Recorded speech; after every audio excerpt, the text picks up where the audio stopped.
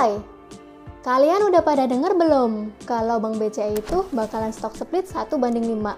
Terus setelah stock split, apakah harga Bank BCA itu bakalan turun atau naik? Untuk kamu yang penasaran, mari tonton video ini sampai akhir.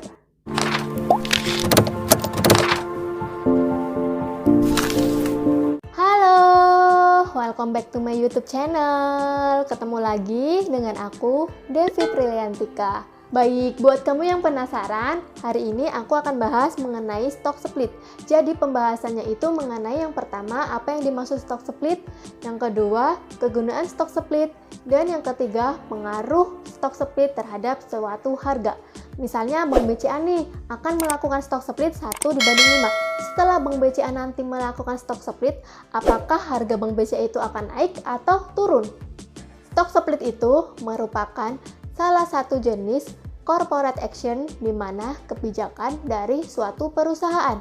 Jadi, perusahaannya itu bisa aja melakukan right issue atau mengeluarkan harga saham baru ataupun bisa membagikan sebuah dividen atau bagi hasil ya, dan sebagainya. Nah, jadi stock split adalah memecah atau membelah suatu harga saham dengan mengecilkan nominalnya, tetapi lotnya itu tambah banyak. Jadi harga sahamnya jadi lebih kecil dan jumlah lotnya jadi lebih banyak, atau jumlah saham yang beredarnya itu jadi tambah banyak. Ilustrasinya itu kayak gini. Misalnya kamu punya uang 10.000 satu lembar. Lalu 10.000 satu lembar ini akan kamu pecah menjadi 2.000 sebanyak 5 lembar. Nah, nilainya untuk 2.000 sebanyak 5 lembar ini sama dengan 10.000 satu lembar ini. Jadi konsepnya mereka berdua ini sama dengan konsep stock split yang akan dilakukan oleh Bank BCA. Bank BCA akan melakukan stock split 1:5. Artinya satu lembar harga Bank BCA di harga 30.000 akan menjadi 5 lembarnya Bank BCA di harga 6.000 rupiah. Artinya, jika kamu punya satu lot Bank BCA di harga 30.000 dengan jumlah investasi yang kamu keluarkan adalah 3 juta, maka itu akan menjadi 5 lot Bank BCA di harga 6.000 dengan jumlah investasinya 3 juta. Maka dia nggak merubah apapun, dia nggak merubah nilai investasi kalian, dia hanya mengecilkan harga saham tetapi memperbanyak jumlah lot yang kalian punya. Aku rangkum lagi ya, jadi intinya itu sebelum Bank BCA melakukan stock split, satu lot Bank BCA dikali 30.000 per lembar sahamnya menjadi 3 juta rupiah. Setelah BCA nanti stock split, nilainya akan menjadi 5 lot Bank BCA. 5 lot Bank BCA dikali dengan 6.000 per lembar sahamnya, ketemu juga 3 juta rupiah. Jadi secara harga saham memang menjadi lebih murah dan lebih terjangkau, tetapi secara valuasinya nilainya itu sama karena harga sahamnya lebih murah tetapi jumlah saham yang beredarnya itu lebih banyak. Jadi walaupun nanti BCA stock split itu tidak ada yang berubah. Yang berubah hanya harga sahamnya menjadi lebih murah tetapi valuasinya itu sama karena jumlah saham yang beredar itu jadi lebih banyak. Jadi apa sih gunanya perusahaan itu melakukan stock split? Mungkin dari kalian ada yang tanya kayak gitu ya. Jadi stock split itu dilakukan untuk menarik minat investor untuk membeli, apalagi investor retail kayak kita. Karena memang harga sahamnya itu menjadi lebih liquid. Contohnya itu gini, ketika harga Bank BCA di harga satu lembarnya 30.000, artinya kalau kalian mau beli satu lot aja Bank BCA, kita memerlukan uang sebesar 3 juta.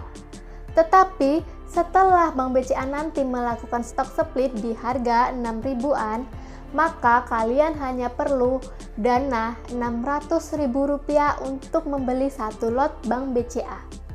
Nah, kebayangkan Pasti kalian sama kayak aku. Kalian ketika mau beli Bank BCA, kalian mikirnya, lah itu saham sultan, kita mau beli aja kita harus punya duit dulu 3 jutaan.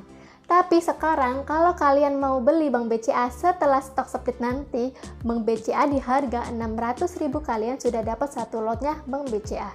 Beberapa perusahaan ingin melakukan stok split karena untuk membuat saham yang beredarnya itu makin lebih banyak. Kenapa? Kok perusahaan pengen saham yang beredarnya itu lebih banyak, Kak? Karena untuk membuat sahamnya itu liquid, atau kita bisa nyaman untuk transaksi jual ataupun beli dengan harga yang terjangkau untuk para retail kayak kita ini. Oh iya, proses stock split juga nggak segampang itu. Misalnya perusahaan mau stock split, ayo besok kita stock split.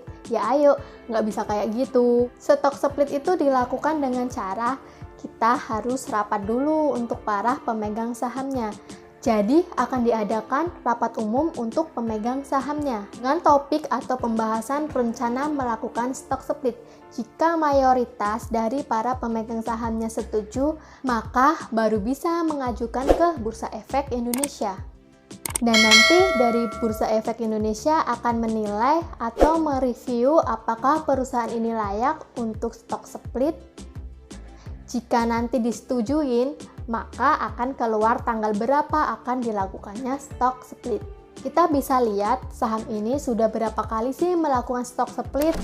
Kita bisa lihat di apps RTA Business, tapi di aplikasi RTA Business ini kita hanya bisa lihat 5 tahun ke belakang. Misal nih kita mau buka contoh Bank BRI. Bank BRI sudah berapa kali sih melakukan stock split?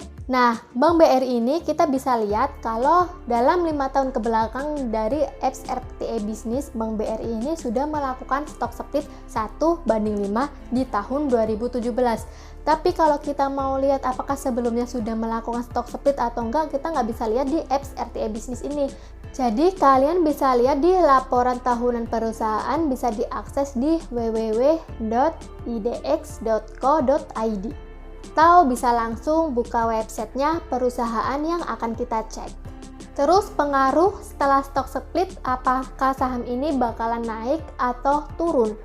Itu sebenarnya nggak ada hubungannya ya. Misalnya kayak uang 10 ribuan ini yang kita pecah menjadi lembar-lembar 2 ribuan ini. Nah, apakah 5 lembar 2 ribuan ini itu jelek? Enggak, nilainya tetap sama sebesar 10 ribu sama dengan yang satu ini.